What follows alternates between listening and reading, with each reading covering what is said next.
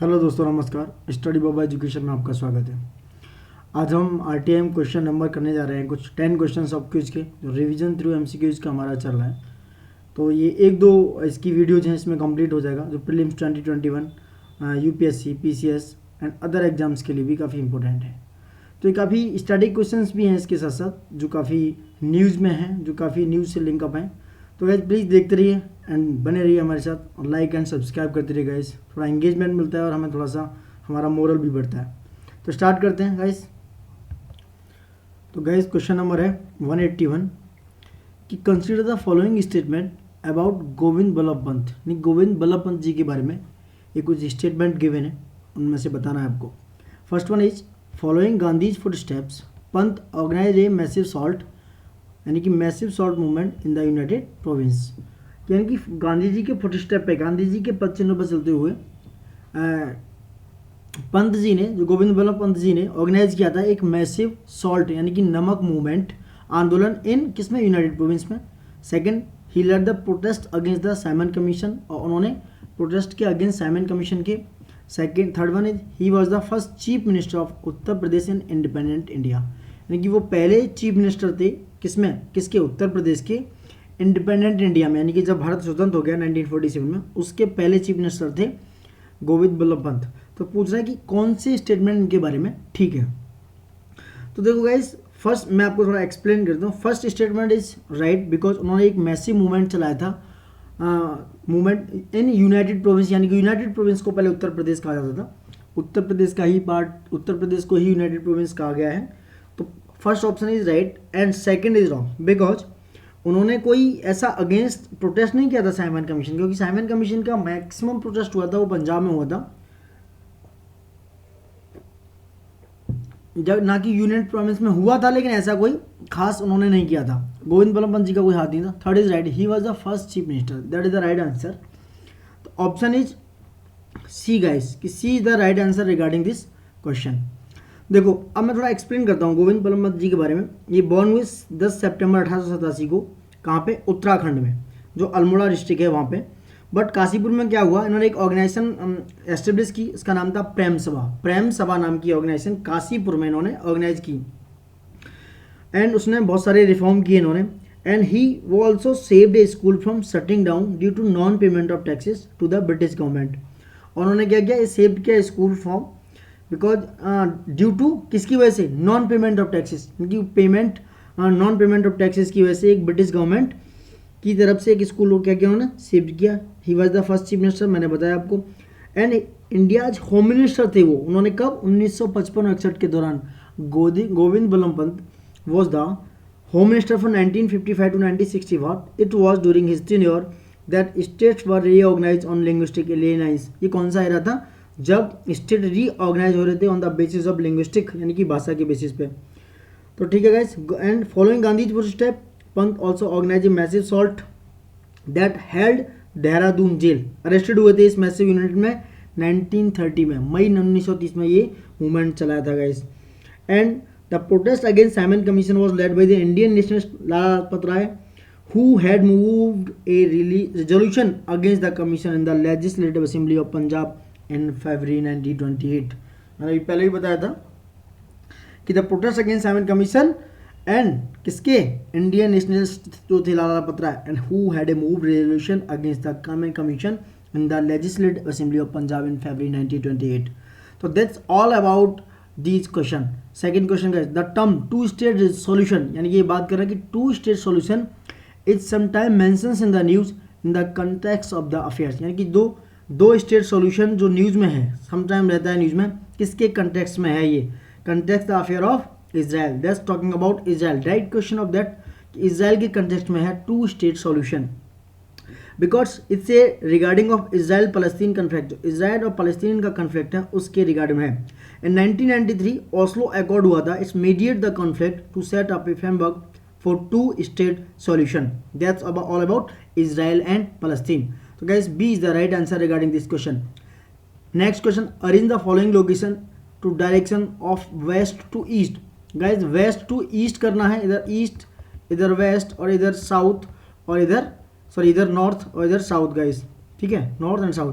तो west to east है लगन, Golan Heights, Gaza, West Banks, Amman. These location, बताइए कहाँ की लोकेशन है? These location are related from, किसकी लोकेशन से guys? These locations are related from West Asia, Asia की, वेस्ट एशिया का जो पार्ट है ऊपर का उसकी लोकेशंस हैं। गोलन हाइट्स कहाँ पे है गाइस? एंड गाजा पट्टी एंड वेस्ट बंगाल अमान। तो वेस्ट से ईस्ट को आपको क्या करना है? आपको डायरेक्ट करना है लोकेशन को। देखो मैं वेस्ट, सबसे वेस्ट में बता दूँ गाइस, सबसे वेस्ट में है गाइस गाजा, गाजा स्ट्रिप जो है सबसे वेस्ट में है। और गाजा किसका पार्ट है guys? Gaza is the part of, किसका पार्ट है? Gaza is the strip of Israel और मेडिटेरियन सी के बीच में है। ये इजराइल और मेडिटेरियन सी के बीच में है। और मेडिटेरियन सी का जो ईस्ट पार्ट है वहाँ पे गाजा स्ट्राइप पड़ती है, गाजा स्ट्राइप पड़ती है सॉरी। तो इजराइल का अगर बात की जाए तो ये इजराइल का वेस्ट पार्ट है और मेडिटेरियन सी का सी पार्ट है। तो सी यानी कि दो, गाजा फर्स्ट वन सबसे बेस्ट में, और उसके बाद है गाइस सबसे वेस्ट बैंक। यानी वेस्ट बैंक कहाँ है? West Bank is the part of Jordan, यानी कि जॉर्डन रिवर के किनारे है वेस्ट बैंक, जो डेड सी से लिंक है। जॉर्डन है जो डेड सी से लिंक है, that's is the West Bank. यानी कि सबसे पहले कौन सा? गाजा, उसके बाद वेस्ट बैंक यानी कि 2 3, उसके बाद गाइस कौन है? उसके बाद आता है हमारा गोलन हाइट। गोलन हाइट कौन सा एरिया है? Golan height is the related area from Syria, Syria, और यहाँ पे क्या है? इजरायली ऑक्युपाइड टेरिटरी है गोलन। ये गोलन हाइट जो है इसे पार्ट ऑफ सीरिया, यानी कि सीरिया की लोकेशन में है, but not a part of Syria, it's a part of Israel occupied territory and it is also the east on Mediterranean sea, नहीं लेबनान के नीचे है, ये लेबनान के नीचे है। तो that's all about Golan height. तो 2 3 1 4 and 4 is Amman. Amman is the क्या गाइस? आपको पता होना चाहिए, Amman is the capital of Jordan. Jordan की जो कैपिटल है वो है अम्मान। अम्मान को कैपिटल है जॉर्डन की, जो वेस्ट बैंक के ईस्ट में पड़ती है, ईस्ट में पड़ती है अम्मान, डेड सी के ऊपर है थोड़ा सा। तो this all about west to east, ये काफ़ी इंपॉर्टेंट क्वेश्चन है, ध्यान रखने वाला क्वेश्चन है गाइस कि वेस्ट टू ईस्ट सबसे पहले कौन सा पड़ा? गाजा, गाजा इस टाइप के बाद वेस्ट बैंक, वेस्ट बैंक के बाद है golden height and fourth one is Amman. Next question guys, consider the following statement about the NATO, यानी कि North Atlantic Treaty Organisation. NATO की बात कर रहे हैं हम। ये सारे क्वेश्चंस बहुत इंपॉर्टेंट है, आपको करने चाहिए, देखने चाहिए। देखिए नाटो है क्या? नाटो, इसके ऑप्शंस हैं। First one is it is an intergovernmental military alliance between 30 European and North American countries, यानी कि एक अलायंस है, वो भी मिलिट्री अलायंस है 30 European and North American countries के बीच में। और सेकंड है NATO constitute a system of collective defence, यानी कि whereby its independent member states agree to mutual defence in response to an attack by an external party. यानी कि NATO ऐसा कॉन्स्टिट्यूट सिस्टम बनाता है कि जो कोई भी इसका मेंबर कंट्री नहीं है, इंडिपेंडेंट मेंबर है, then it agree to mutual defence in response to attack by, कोई एक्सटर्नल पार्टी उसको अटैक करती है तो उसके रिस्पॉन्स में क्या होगा? म्यूचुअल डिफेंस रिस्पॉन्स अटैक किया जाएगा। ऐसा सिस्टम है क्या? देखते हैं। The most recent member state to be added in NATO was Belgium, यानी कि जो मोस्ट रिसेंटली एडेड हुआ है नाटो में वो है बेल्जियम। यानी कि करेक्ट पूछा है कि नाटो में सबसे अभी लेटेस्ट ऐड हुआ है वो कंट्री है Belgium. Which statement is correct regarding that? देखो गाइस सही है, यानी कि ये इंटर गवर्नमेंटल मिलिट्री अलायंस है 30 European north American countries, first is right and second is also right because NATO जो है इंटर गवर्नमेंट मिलिट्री है and it's a implement of north Atlantic treaty that was signed on 4 अप्रैल 1949, यानी कि 1949 में क्या हुआ? इसको साइन किया गया। And a system of collective defence whereby its independent members states it agree to mutual defence in response to an attack by an external party. That's external party करती है तो क्या होगा? मेंबर स्टेट्स उसका support करेंगे। That's is also right. And NATO का headquarter located है Evere Brussels में, एवरे ब्रुसेल्स यानी कि बेल्जियम में है। एंड इसके जो हेडक्वार्टर है एलाइड, जैसे एलाइड कमांड ऑपरेशन जैसे मोन्स में है, बेल्जियम में है। एंड गाइस मोस्ट जो रिसेंटली एडेड कंट्री है नाटो में वो है North Macedonia, North Macedonia not Belgium. तो third is wrong, North Macedonia 27 मार्च 2020 को इसमें एडेड हुआ है। तो which is right answer? First and second, यानी A is the right answer. Which of the following development may not likely reduce the physical deficit, यानी कौन से ऐसे डेवलपमेंट हैं जो फिजिकल डेफिसिट को रिड्यूस नहीं करते हैं? इस फिजिकल डेफिसिट को reduce, first one is increase, अगर एफडीआई को इंक्रीज करते हो वो फिजिकल डेफिसिट को रिड्यूस करेगा या नहीं। Second providing budgetary support to public sector enterprises, second third waiving of farm loans, fourth austerity measures should be adopted. लेकिन ना ये सारे जो मेजर हैं, ऑस्ट्रिक मेजर लिया जाता है अगर एडॉप्ट किया जाता है तो वो क्या फिजिकल डेफिसिट को रिड्यूस करेगा। And waiving of farm loans, उसको अगर करते हैं हम वेविंग लोन्स के लिए वेविंग ऑफ करते हैं, क्या वो उसको रिड्यूस करेगा। या provide budgetary support to public sector enterprise, this one. तो गाइस देखो सेकंड यानी कि प्रोवाइडिंग अगर बजटरी सपोर्ट मिलता है तो ऑब्वियस है फिजिकल डेफिसिट क्या होगा, गाइस रिड्यूस होगा। And waiving of farm loans, अगर हम लोन्स देना अगर कम कर देते हैं यानी कि उनको क्या करते हैं वेविंग, फॉर्म लोन्स में क्या है, फार्म लोन्स में गाइस अगर छूट दे रहे हैं तो क्या करेगा, छूट रहा है अगर वेविंग ऑफ हो रहा है वो फॉर्म लोन्स तो क्या करेगा वो रिड्यूस कर सकता है फिजिकल डेफिसिट को। तो सेकंड एंड थर्ड यानी कि B is the right answer. I am telling about austerity measures and increasing FDI. देखो ऑस्टेरिटी जो मेजर्स हैं वो क्या है, it are reductions in government spending, increase in tax revenue, ये क्या करेंगे टैक्स रेवेन्यू को इंक्रीज कर देंगे। और both which can reduce FD financial deficit, और क्या करेंगे it can reduce financial deficit guys, ठीक है। तो ये गाइस फिजिकल डिफिसिट को क्या करेगा रिड्यूस कर देगा, यानी कि सॉरी वो सही है guys. And last one providing budgetary support to public sector enterprises and waiving of farm loans increase government expenditure, this increase physical deficit.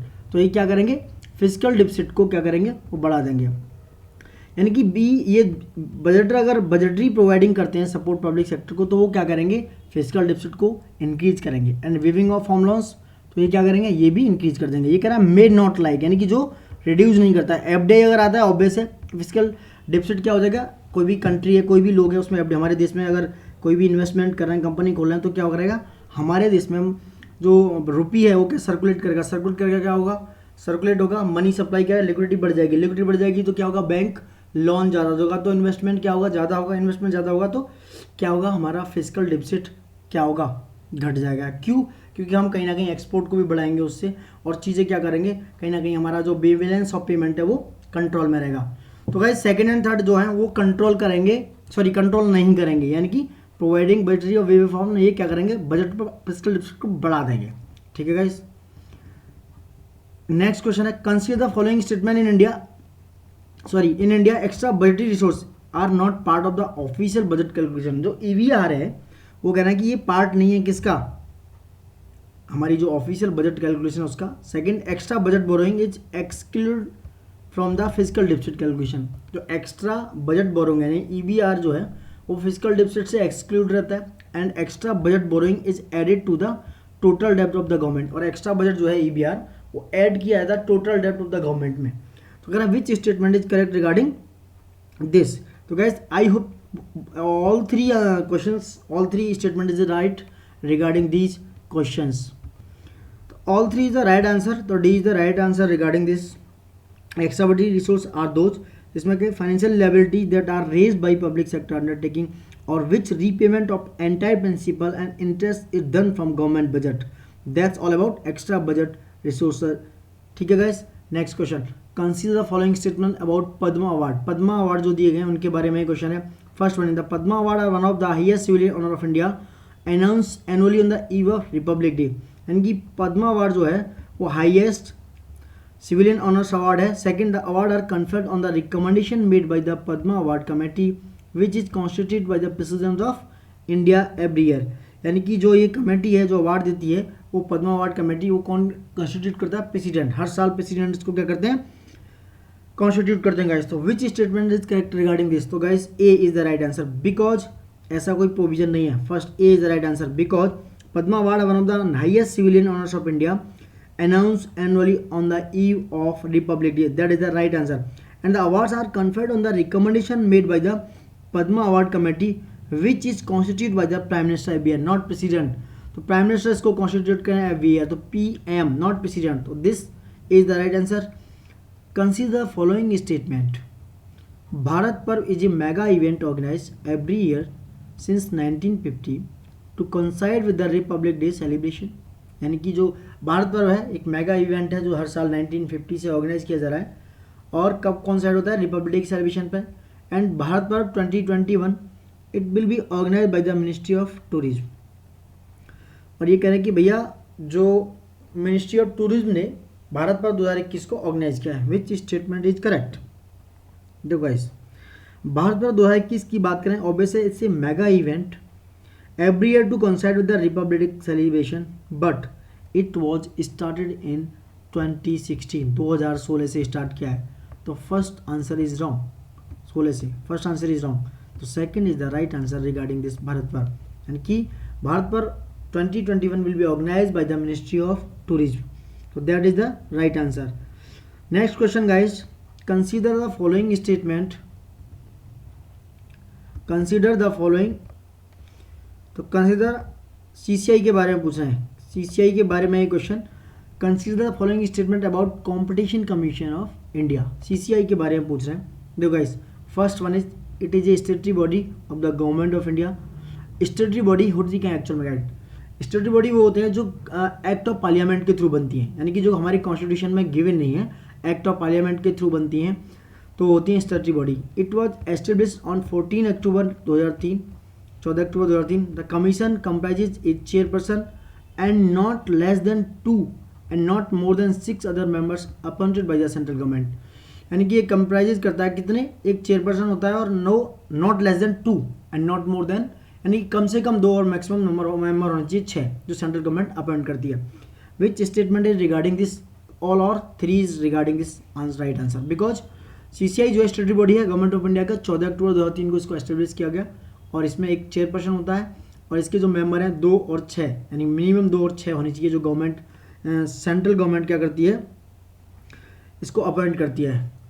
Question number next guys, consider the following statement about United Nations framework convention on climate change, UNFCCC नहीं CCC, ये बारे में पूछ रहा है UNCCC के बारे में।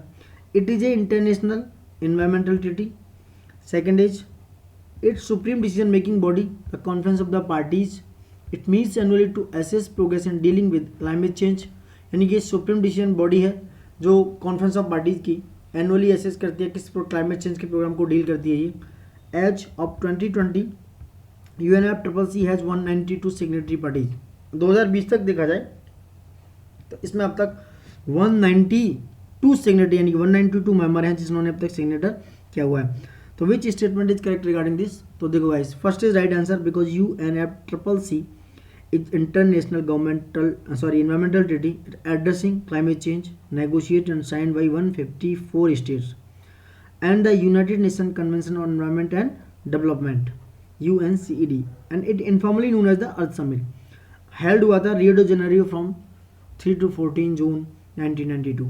2020 तक इसमें 197 मेंबर्स हैं। तो थर्ड इज रॉन्ग आंसर, यानी कि A is the right answer regarding this. तो all of these I've explained a little bit about UNFCCC. Guys, Climate Adaptation Summit 2021 के बारे में बताता हूँ। The Climate Adaptation Summit was hosted by the Netherlands government on 25 January 2021. Its summit was held online and it is being called CAS, यानी कि Climate Adaptation Summit Online. It was built on the advance of the UN Climate Action Summit, and it summit also showcased the pioneering solution of the climate emergency and sustaining momentum through UNFCCC COP26. So these all about UNFCCC is the right answer, and please guys like and subscribe my channel and देखते रहिए and बने रहिए। Thank you all.